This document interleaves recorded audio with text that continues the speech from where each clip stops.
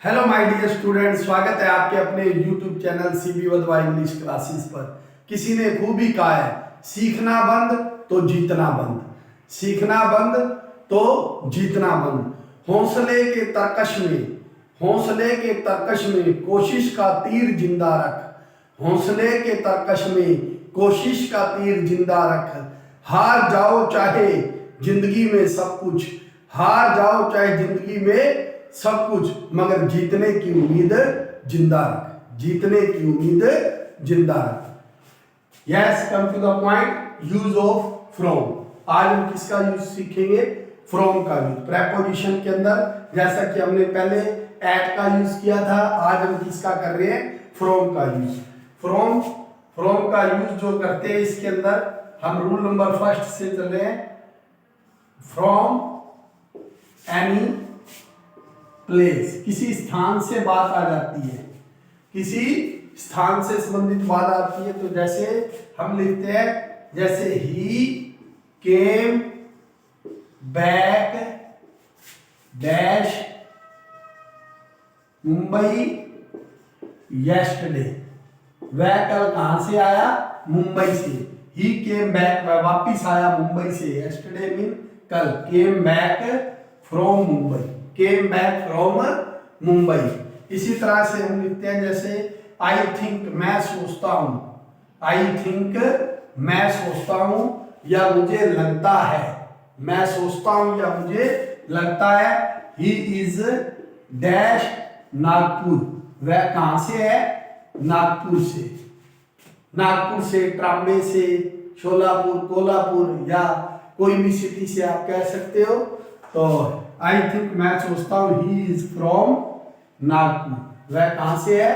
नागपुर से। He is from Nagpur. किसी स्थान से किसी का कोई संबंध बताया जाता है कि वो कहां से है, तो आपने I think he is from Nagpur. इसी तरह से हम चलते हैं अपने इसी के फ्रॉम के रूल नंबर सेकंड पर।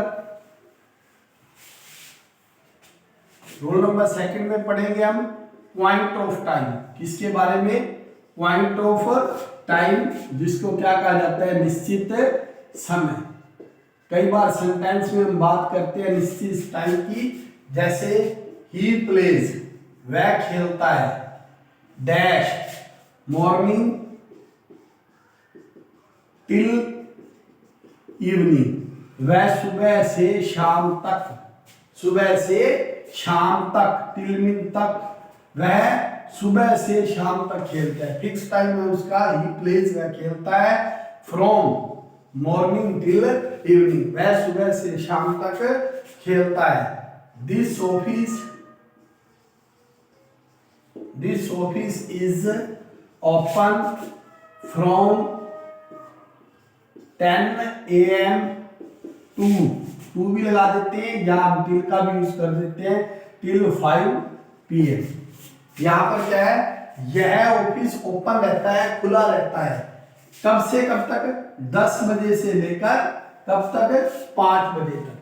तो हम यहाँ पर 10 AM टू 5 PM भी लिख सकते हैं, ऑब्लिक है, या 10 AM टिल 5 PM भी यूज कर सकते हैं। इस तरह से यहां जब फिक्स टाइम दिया जाता है तो उसके लिए हम किसका यूज करते हैं? फ्रॉम का यूज करते हैं। इस टाइप का एक एग्जांपल आप देखेंगे और हमारा चलते हैं नेक्स्ट। फ्रॉम के लिए आप बहुत बार रूल में हम यूज करते हैं सोर्स। सोर्स में क्या होता है? स्रोत। किसी स्रोत को एक्सप्रेस करने के लिए, व्यक्त करने के लिए, प्रकट करने के लिए किसी साधन को या स्रोत को, जैसे लाइट कम्स डैश द सन, रोशनी कहां से आती है? सूरज से आती है। लाइट कम्स डैश सन, जो रोशनी आती है वो कहां से आती है? सन से। तो इस टाइप के स्रोत के लिए हम क्या लगाते हैं? From. Light comes from the sun. जैसे ही टुक आउट, उसने निकाला ए क्वाइन, उसने एक सिक्का निकाला, dash my pocket, my pocket या हिज पॉकेट कुछ भी हो सकता है यहाँ पर। He took out a coin dash my pocket, उसने मेरी पॉकेट से क्या निकाला, एक सिक्का निकाला। टुक आउट निकाला कहाँ से, मेरी पॉकेट से। Took out from my pocket, मेरी पॉकेट से क्या निकाला, एक सिक्का निकाला। और मोस्टली हम ये लाइन भी यूज करते हैं, दीज लाइन्स आर टेकन, ये पंक्तियां ली गई हैं। These lines are taken from the poem, from the poem, हम फिर लिख देते हैं फॉर। यह कविता धुंध कविता से, ये पंक्तियां धुंध कविता से ली गई हैं। These lines are taken from, these lines are taken from the poem, कौन सी पोएम से, फॉग से। These lines are taken from fog, ये पंक्तियां फॉग कविता से ली गई है। इसी टाइप में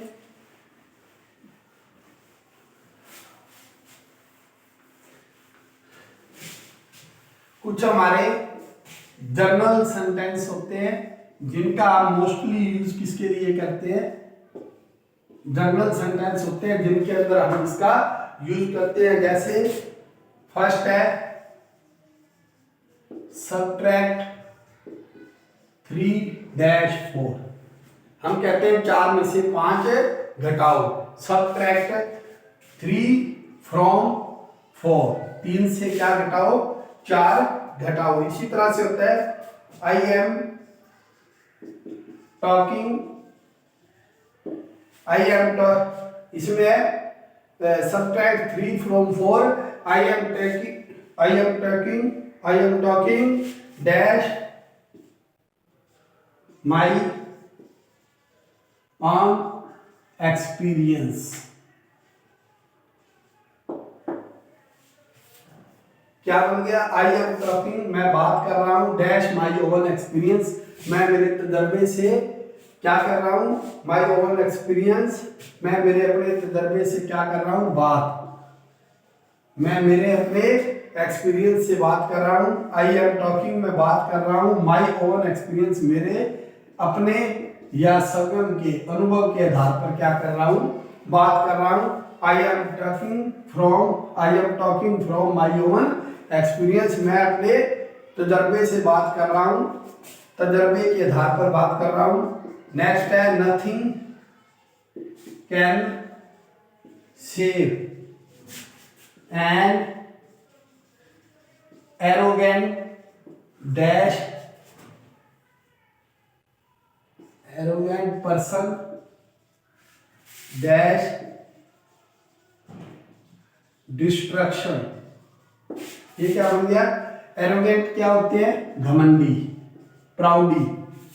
एक प्राउडी पर्सन होता है, घमंडी व्यक्ति होता है, उसे विनाश से कोई नहीं बचा सकता। Nothing can save an arrogant person dash destruction, मतलब एक घमंडी आदमी को विनाश से कोई नहीं बचा सकता। ये सेंटेंस की सेंस के अकॉर्डिंग यहाँ पर क्या आएगा, फ्रॉम डिस्ट्रक्शन, फ्रॉम डिस्ट्रक्शन। इस तरह से फ्रॉम के हमने कुछ 3-4-5 एग्जाम्पल किए।